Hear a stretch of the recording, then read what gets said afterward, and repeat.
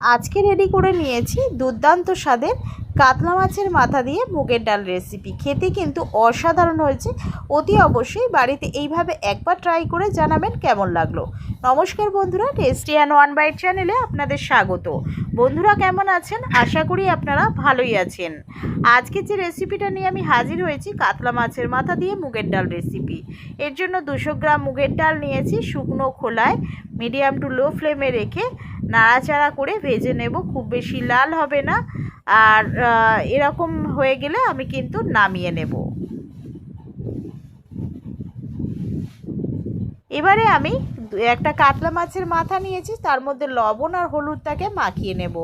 যে সকল বন্ধুরা ভিডিওটাকে দেখছেন তাদেরকে অনুরোধ রইল পুরো ভিডিওটা দেখার জন্য। আর যে সকল বন্ধুরা আমার চ্যানেলটিতে নতুন আছেন তাদেরকে অনুরোধ রইল পুরো ভিডিওটা দেখে যদি আপনাদের ভালো লাগে লাইক, সাবস্ক্রাইব এবং শেয়ার করতে ভুলবেন না। প্রেশার কুকারে আমি ডালটাকে সিদ্ধ বসিয়ে দিলাম, প্রায় 4খানা মতো সিটি দিয়ে নেব।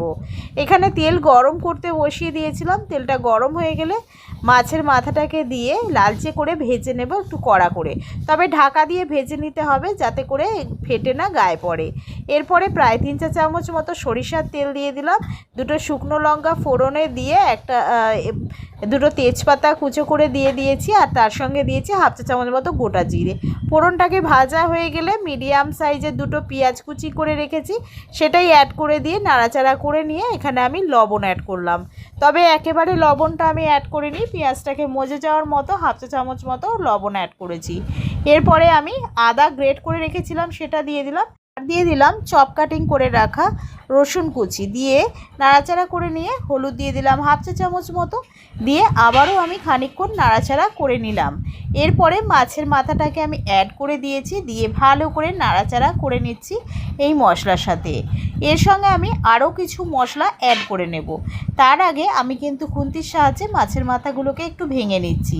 দিয়ে দিলাম 1/2 চামচ গুঁড়ো জিরে, আর এরপরে দিয়ে দিলাম 1/2 চামচ ঝাল লঙ্কার গুঁড়ো, দিয়ে কিন্তু আরও খানিকক্ষণ একটু কষিয়ে নিয়ে আমি ডালটাকে অ্যাড করব।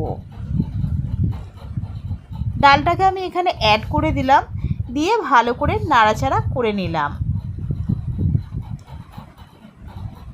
এবারে ডালটা ফুটতে শুরু হলে আর একটু গরম জল অ্যাড করে দিলাম, স্বাদ অনুযায়ী লবণটা অ্যাড করে দিলাম, আর ভালো করে ফুটিয়ে নিয়ে 1.5 চামচ মতো চিনি অ্যাড করে দিয়ে 1/2 চামচ মতো গরম মশলা দিয়ে 1 চামচ মতো ঘি দিয়ে ভালো করে নাড়াচাড়া করে খানিকক্ষণ ফুটিয়ে নিয়ে নামিয়ে নিলেই রেডি হয়ে যাবে কাতলা মাছের মাথা দিয়ে মুগের ডাল রেসিপি। খেতে কিন্তু দুর্দান্ত স্বাদের হয়েছে।